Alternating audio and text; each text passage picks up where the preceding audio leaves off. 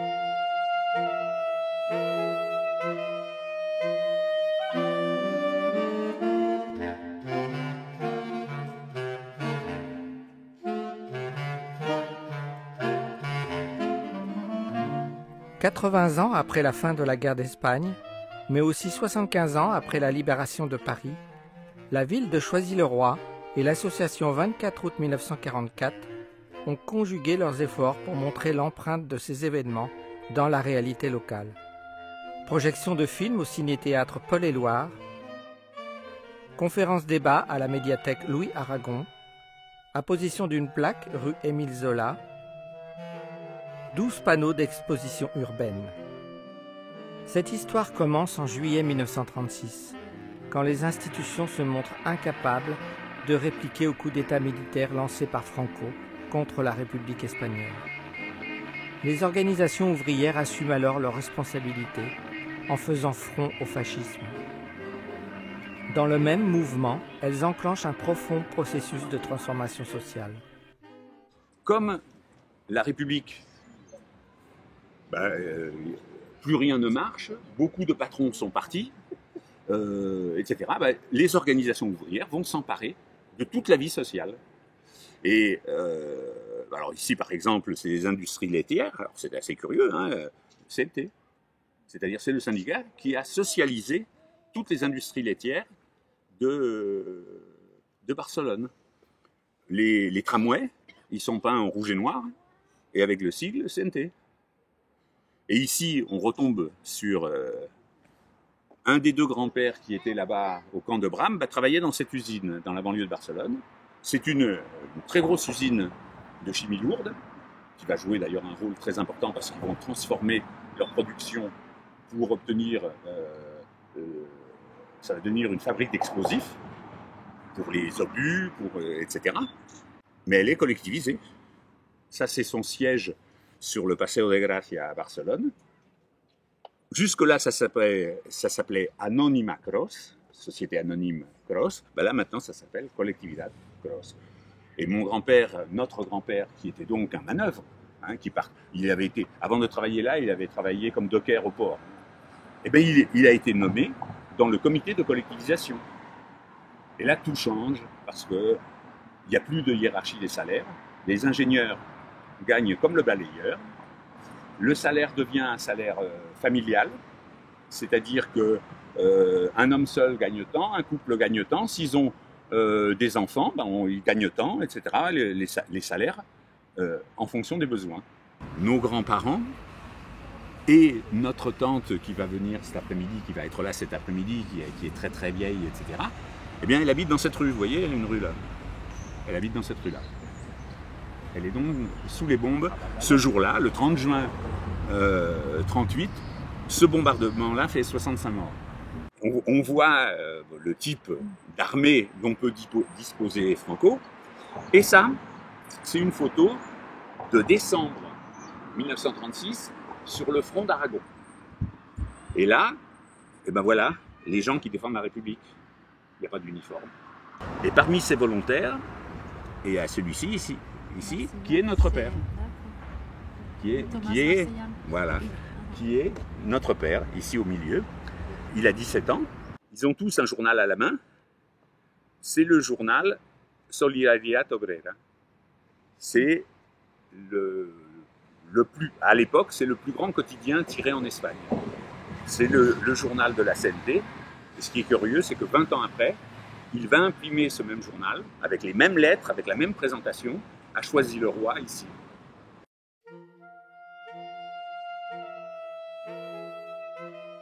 Avec le passage de la frontière au Pertus, donc en février 1939. Ensuite, les premiers camps de concentration qui ne sont que des plages fermées par des barbelés. Là, par exemple, ici, c'est Argelès. À Argelès, il y aura 80 000 personnes. Cette carte postale, qui a été éditée par le buraliste de Bram, présente un convoi qui transporte depuis Argelès à Bram des groupes d'hommes qui, en principe, ont tous plus de 50 ans. Alors, comment on a mis nos familles comme fil conducteur? nos deux grands-pères étaient dans cette colonne, quelque part, ou un autre jour. Mais les deux grands-pères venaient d'Argelès et sont allés à Bram. C'est d'ailleurs comme ça que les deux familles se sont connues. Ce qui est important aussi de noter, c'est que les 450 000 personnes qui passent en France passent en une dizaine de jours. Il faut mettre ça en comparaison quand aujourd'hui il y a 60 migrants qui accostent un port, c'est tout un problème. Là c'était 450 000 en 10 jours. Ça c'est quand même important de le dire. Voilà. Dans la neige. Maurice Fontès habitait Choisy-le-Roi et est parti dans les brigades internationales. Il n'est pas mort en Espagne, il est mort à Auschwitz. Le 25 août, une photo qui est très célèbre, le capitaine Dronne qui commande cette 9e compagnie, et ici, à sa droite, Martín Bernal, qui va être, durant des années et des années, cordonnier à Choisy-le-Roi. Et puis ici, en médaillon, il y a quelqu'un qui, dans cette attaque qui se prépare au centre archives, il y a quelqu'un qui va être blessé. Lui aussi, il fait partie. Et sa fille est ici. Et quand même, c'est pas rien. Mais lui aussi sera cordonnier à Choisy-le-Roi. Et donc, c'est une histoire vraiment choisienne. Comme tous les 8 mai, on remarqua la présence active des associations et des jeunes de Choisy-le-Roi. Pourtant, fait rare, les couleurs de la République espagnole en exil étaient présentes, honorant ainsi les 30 000 républicains espagnols morts pour la liberté sur les différents théâtres d'opération de la Deuxième Guerre mondiale.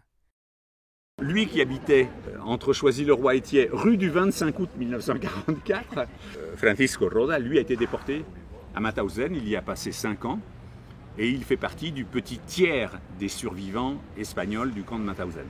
Et puisqu'on avait vu un type de 17 ans qui était dans les milices, le 26 août 1944, il est là. Il est en plein milieu de la forêt d'Hôte et il a été libéré la veille. La survivante qui aujourd'hui habite Choisy-le-Roi, c'est Amélia, c'est elle. New York à l'aéroport John Fitzgerald Kennedy, Paris à l'aéroport Charles de Gaulle et depuis décembre dernier, Barcelone à l'aéroport Josep Tarradellas. L'aéroport del Prat porte le nom de Josep Tarradellas. Alors c'est assez curieux. Quand on l'a connu, un vieux bonhomme assez costaud, etc., qui venait à l'imprimerie, il a corrigé les épreuves, etc. Et il est redevenu président de la Généralité après la mort de Franco. Et maintenant, on a donné son nom à l'aéroport de Barcelone. Comme quoi, Choisy-le-Roi mène à tout, à condition d'en partir. Les grandes démocraties occidentales, la victoire de la démocratie contre le totalitarisme s'arrête aux Pyrénées. Franco. Hitler, Eisenhower, le libérateur de l'Europe. Le même geste. Et ici, la scène se passe sous les yeux d'un militaire allemand, et ici, la scène se passe sous les yeux d'un militaire américain. Ça en dit long sur ce qu'est ce monde-là. En 1945, l'Espagne de Franco ne fut pas libérée par les Alliés. Et alors du coup, ils se disent, un des moyens de résister, c'est de se créer une imprimerie qui nous permettra de continuer à faire notre propagande sans dépendre de personne. Et donc est créée l'imprimerie des gondoles autour de l'autre là-bas, Thomas Marcellan, qui là travaille à la linotype. Et vous voyez les machines, et qu'est-ce qu'ils impriment? Solidaridad Obrera. Comment se fait l'imprimerie des gondoles? Parce qu'on prétend que c'est une SARL, mais c'est pas tout à fait vrai. En fait, c'est par souscription. Les gens souscrivent. Alors ici, il y a Marcellan, il y a Granados, qu'on a bien connu, qui lui était dans les forces françaises libres au Levant. Il y a Alonso, Guerrero, Roda, qui est l'autre déporté, etc., etc. Agustí, qu'on a bien connu. Bernal, le cordonnier. C'est ici, au 6 rue de Chevreul, que fut implantée l'imprimerie des gondoles. L'Espagne franquiste, reconnue par le Concert des Nations, venait de faire son entrée à l'UNESCO et à l'ONU. Les réfugiés espagnols savaient dès lors que le combat allait durer. Ici, toutes sortes de documents ont été imprimés. Bien sûr, ceux des libertaires espagnols, mais aussi des républicains espagnols. Il y a beaucoup les périodiques de la République en exil étaient imprimés ici. Il y avait aussi comme gros clients les Catalans. La Généralité de Catalogne, le président de la Généralité de Catalogne faisait imprimer ici beaucoup de ces documents. Mais en plus, c'était une imprimerie de quartier, quoi. Et donc, tous les commerçants du coin, les gens qui voulaient éditer un prospectus, les faire-part de naissance, de mariage, etc. C'est-à-dire que c'est une imprimerie qui avait toutes les apparences, en tout cas, mais aussi la réalité d'une imprimerie normale. Parmi les gens qui ont été à l'initiative de cette imprimerie, même si aucun des deux n'était imprimeur, il y avait Bautista Agusti et Jerónimo Granados. Tous les deux habitaient les gondoles à l'époque. Et tous les deux habitaient même rue Alsace-Lorraine. Tout passait en pièces détachées par là, remontait à l'intérieur. Puis en plus, le papier, les grandes rames de papier qu'il fallait charger à la main, c'était un chantier invraisemblable. Sur le dos, une par une. Ben oui, moi, à l'épaule, je rentrais les grandes rames à l'épaule et il fallait. Alors moi, j'étais pas très grande, donc tout va bien. Mais ceux qui étaient grands, ils devaient se baisser parce que sinon la rame de papier ne passait pas là. Et chaque semaine, c'était donc 12 rames de papier. Voilà, c'est ça. Pour le journal. Le journal, oui. Tirage de 6000 exemplaires au début, c'était ça. Et les choses se déroulent un peu comme elles se déroulent toujours dans la CNT, à savoir qu'il y a une initiative de quelques individus qui, dans un premier temps, vont soumettre cette initiative au niveau le plus immédiat. En l'occurrence, ce sera la fédération locale de Choisy-le-Roi-Thiais, qui est la fédération locale dans laquelle il milite, qui accepte ce projet. Ce projet est ensuite passé au niveau régional. La région ici s'appelle la zone nord, c'est tout le nord de la France, qui accepte le projet.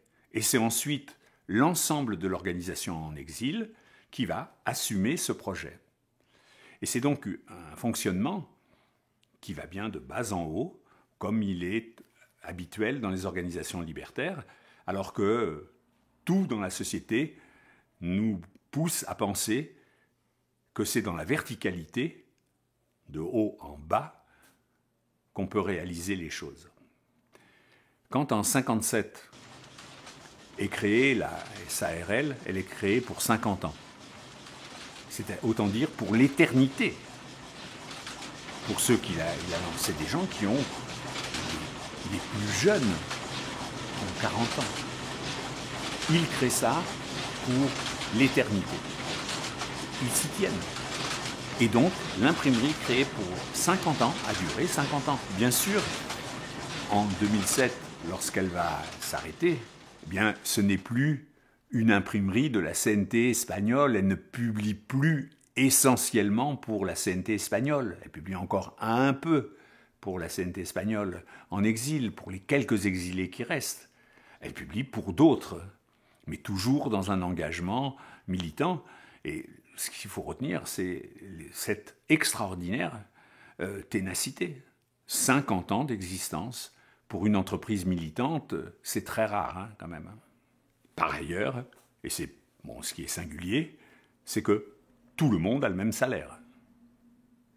C'est une imprimerie qui a souvent fonctionné avec 1, 2, voire 3 vrais professionnels, alors qu'ils étaient 5 ou 6 à y travailler. Ben, les vrais professionnels avaient le même salaire que celui qui apprenait. J'ai démarré en 1983 à l'imprimerie et là j'ai su bien après que les hommes qui étaient là avaient pensé que je ne ferais même pas 6 mois dans l'imprimerie, tellement c'était difficile. Enfin, c'était physique, on va dire, puisque c'était la typographie, donc c'était avec le plomb, c'était avec tout ce qui était grosse machine, où il fallait rentrer dans les machines. Donc, ils avaient plus ou moins dit elle ne fera que 6 mois. Et en fin de compte, j'y suis restée 17 ans. Donc, ça a été quand même un bon moment où je me suis vraiment passionnée On payait les charges, tout ce qui était le fisc, tout était au carré. Mais à l'intérieur, c'était autre chose. On avait une toute autre manière de fonctionner qui était en lien avec notre projet de société future, c'est-à-dire on était tous sur le même plan. Alors moi, en tant que femme, encore plus, puisque à cette époque-là, c'était même... ce n'était pas du tout d'actualité, ce genre de thème. On prenait les décisions tous ensemble. Et donc, on essayait de voir avec les différents clients, alors, il y avait des clients extérieurs, c'était surtout des associations. Et les clients intérieurs, moi, je les appelle comme ça, c'était toute l'organisation, la CNT, espagnole, française, même les copains de la FA. Et voilà, il y avait un peu... Tout le monde venait publier à l'imprimerie des Gondoles. Et c'est vrai qu'au niveau des odeurs et des bruits, c'est vrai que c'est particulier, hein, parce qu'il y avait déjà la linotype avec le creuset, avec donc une aération pas conforme, qui serait pas conforme aujourd'hui, bien sûr, parce que le creuset avait des vapeurs qui se dissipaient dans l'atelier. Ensuite, il y avait l'essence, le pétrole, l'encre, qui avait une odeur bien particulière, et tous les bruits environnants. Hein, il y avait plein de bruits dans tous les sens. Donc, j'ai parlé de la linotype tout à l'heure, et puis il y avait toutes les machines, hein, aussi bien le compresseur du Massico, hein, quand il arrêtait au bout. Enfin bon, il y avait plusieurs... le bruit du papier qu'on coupe, hein, quand il y a une grosse épaisseur et qu'on coupe le papier, c'est des bruits très particuliers. Hein. Aussi bien le plateau, quand le va-et-vient du plateau avec la Lambert, la grosse machine dans laquelle je rentrais entièrement, moi, hein, dedans, pour pouvoir changer la manille. C'était tout un circuit bien particulier. Hein. C'est une partie de ma vie essentielle qui m'a beaucoup apporté, où on a le sentiment d'être utile. C'est parce que quelquefois, dans certains boulots, on n'a pas cette impression-là. Hein. Quelquefois, c'est compliqué. Mais là, moi, personnellement, je me suis sentie utile. Au moins, je servais à quelque chose, je servais à la société, je servais à défendre notre idéal. Mon grand-père, né en 1908, qui en fait était anarchiste, a lutté contre le franquisme et a monté une collectivité dans le patelin où il était, à Ranis-des-Mounes. Et de là, avec la retirade en 1939, il a dû fuir. Et en fuyant, il est arrivé dans les camps de concentration à Rivesaltes. Et de là, il a pu s'enfuir vers la Normandie. Et de là, en Normandie, il a continué ses convictions, qui étaient qu'en fait, en tant qu'anarchiste, la propriété est un vol. Et à partir de là, il est devenu secrétaire général des anarchistes en Normandie. Il a continué à vivre dans un petit studio, propriétaire d'une seule chose, de son pistolet. Et de là, il a rencontré ton père. Hein, et là, une amitié s'est liée. Et ensuite, chacun a fait un peu son chemin. Et lorsque l'imprimerie a eu besoin d'un comptable, ils ont fait appel à mon père, qui lui avait un cabinet d'expertise comptable, que j'ai repris, et qui fait qu'après, j'ai pris la suite de l'imprimerie des Gondoles. Donc, d'où le lien entre nos deux familles, qui se connaissaient au départ, et qui se sont retrouvées par le biais de l'imprimerie des Gondoles. À partir du moment où on a pris en charge l'imprimerie des Gondoles, moi j'ai retrouvé la mentalité, l'état d'esprit qu'il y avait dans les coopératives en France. Parce que l'un de nos plus vieux clients au sein du cabinet, c'est le syndicat des coopératives en France. Et donc c'est une philosophie particulière de la répartition du travail, de la répartition des biens. Et une valeur qu'on met en avant, c'est la valeur homme. L'analyse des résultats et de se dire on n'a pas fait un profit énorme, il y a un problème, il y a une mise en cause, est-ce que demain on va encore exister? Ce n'était pas la finalité. Parce qu'il y avait une contribution telle de la valeur humaine qui fait que l'imprimerie a toujours continué. Ce qui est le gros problème des entreprises. Parce que les entreprises recherchent le profit en dénigrant totalement la valeur homme, qui fait qu'on n'est pas conscient que l'entreprise existe parce qu'il y a des hommes qui produisent. Et à partir de ce moment-là, on perd l'essence même de l'entreprise.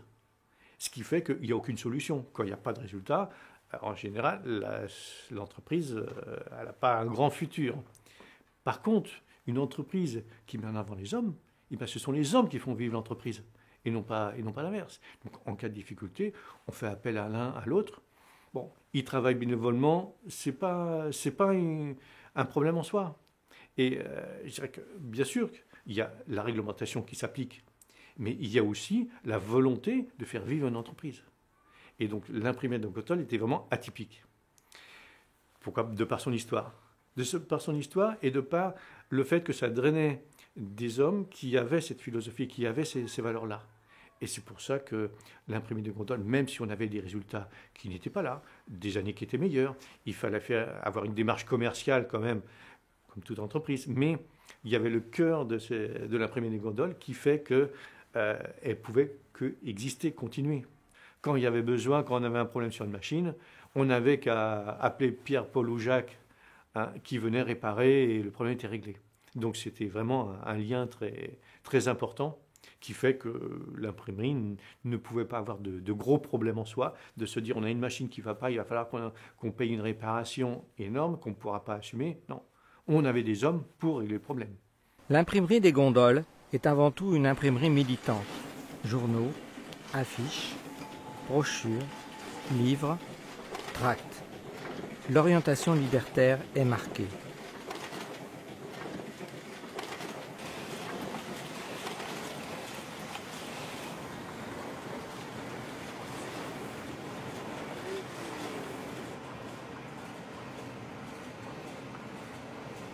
Mais elle offre aussi aux autres composantes de l'exil républicain espagnol des moyens d'édition.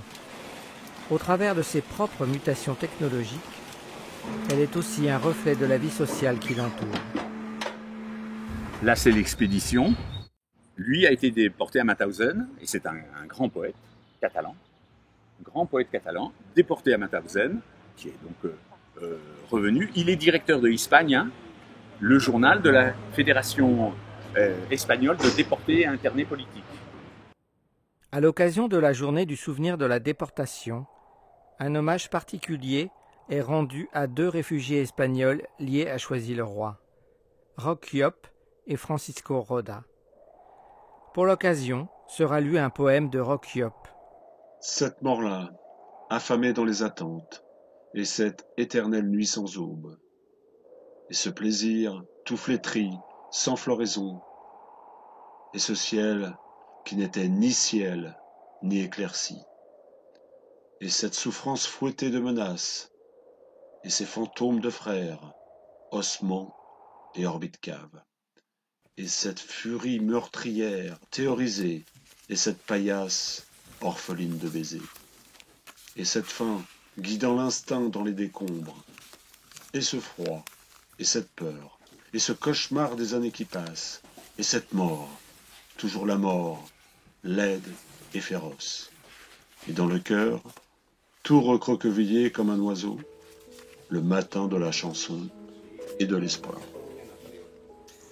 Et puis il y en a d'autres qui vont avoir, dans ce milieu-là, qui vont avoir du succès. C'est Lydie Salver, qui obtient le prix Goncourt, c'est Paco Ibáñez, qu'on connaît. C'est surtout lié à Choisy-le-Roi spécifiquement, c'est Étienne Rodagil, le parolier de Julien Clerc. Et là, il y a Thomas Marteillan avec Étienne Rodagil, Un jour de manif. Lui, c'est le père de Rodagil. Merci.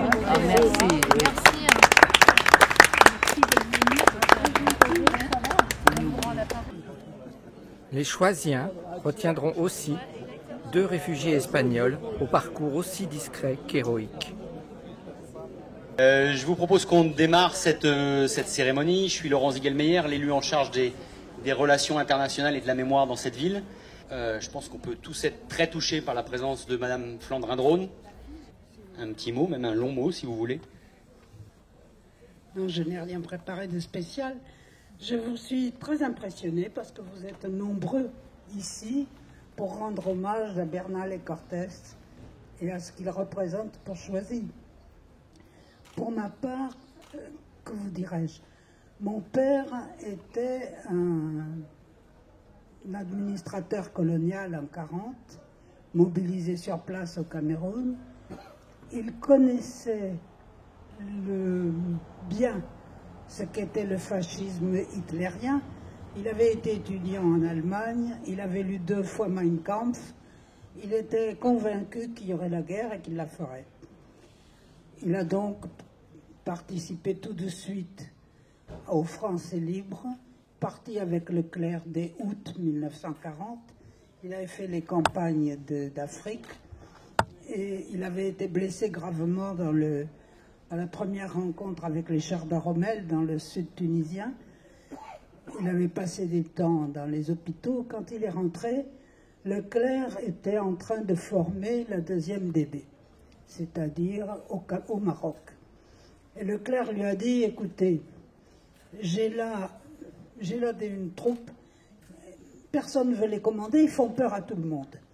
Ce sont des révolutionnaires espagnols. Vous vous en arrangerez, je vous les donne, c'est de très bons soldats. Ils ont été en première ligne pendant toute la campagne. Ça a été une des unités, je pense, qui a perdu le plus d'hommes pendant cette campagne.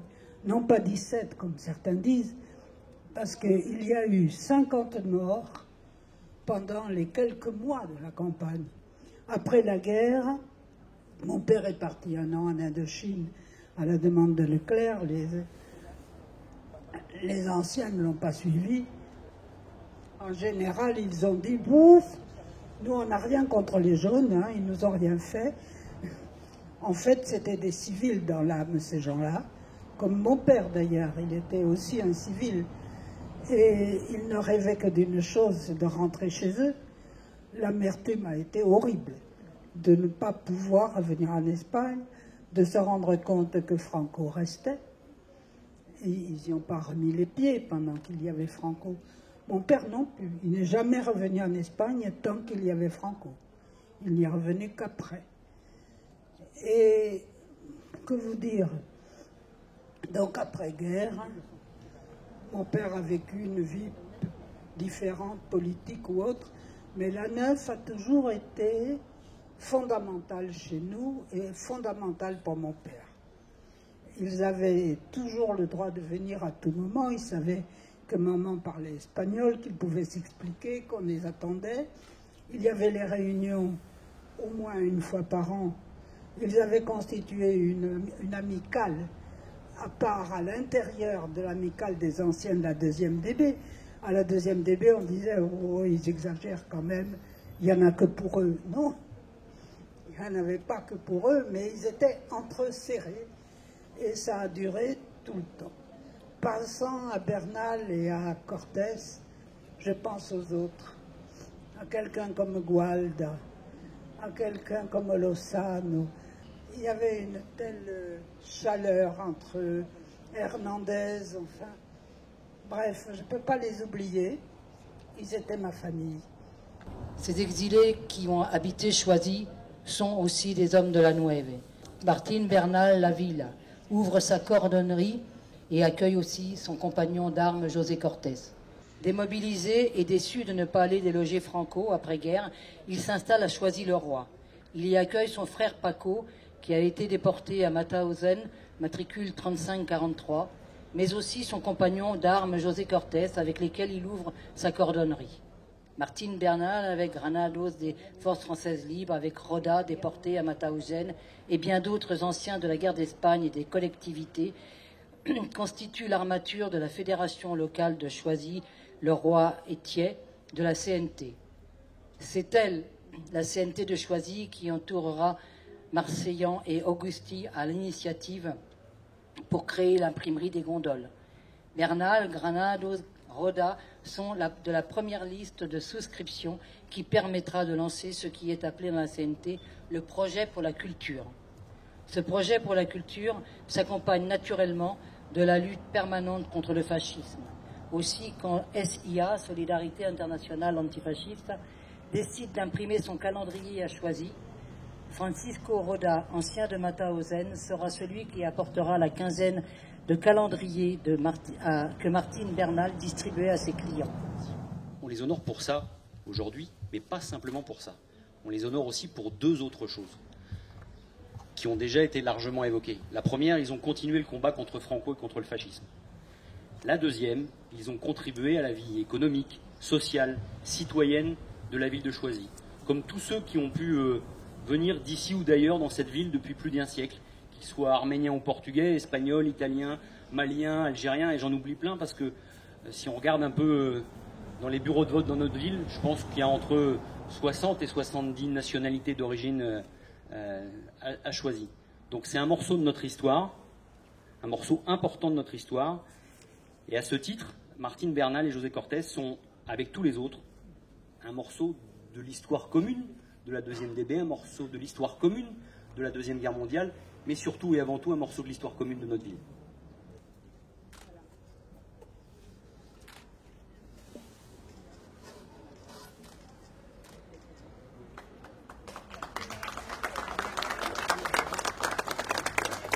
Martine Bernal et José Cortés, républicains espagnols, combattants de la non-EV 2e DB, libérateurs de Paris le 24 août 1944, cordonniers à Choisy-le-Roi, Émile Zola et Jean Jaurès.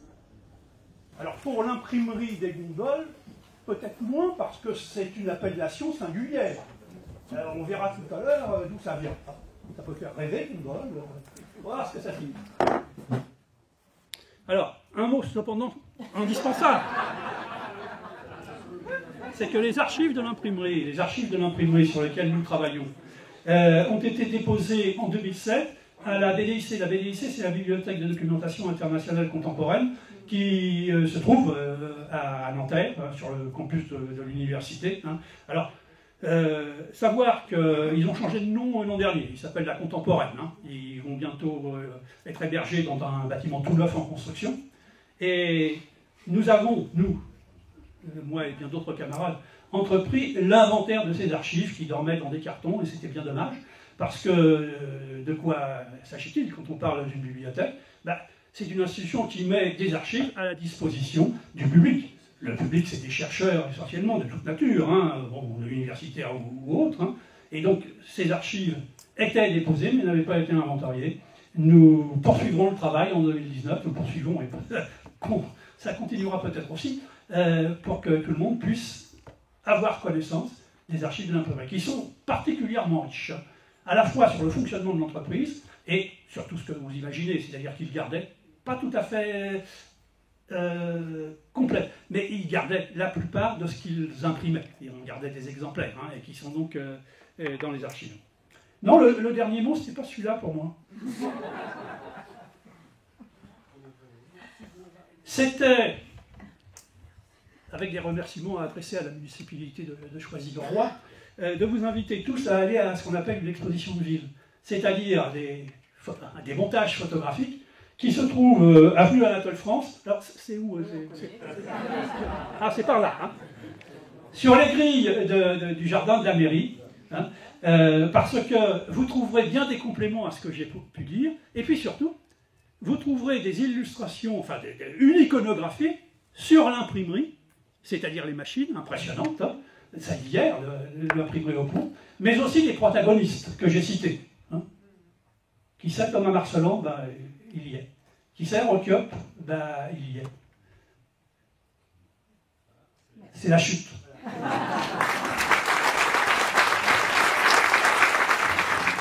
Merci encore beaucoup tous ceux qui ont témoigné, qui ont participé, etc. Et s'il y a encore d'autres questions et d'autres anecdotes, on est très prenants parce que c'est notre patrimoine commun.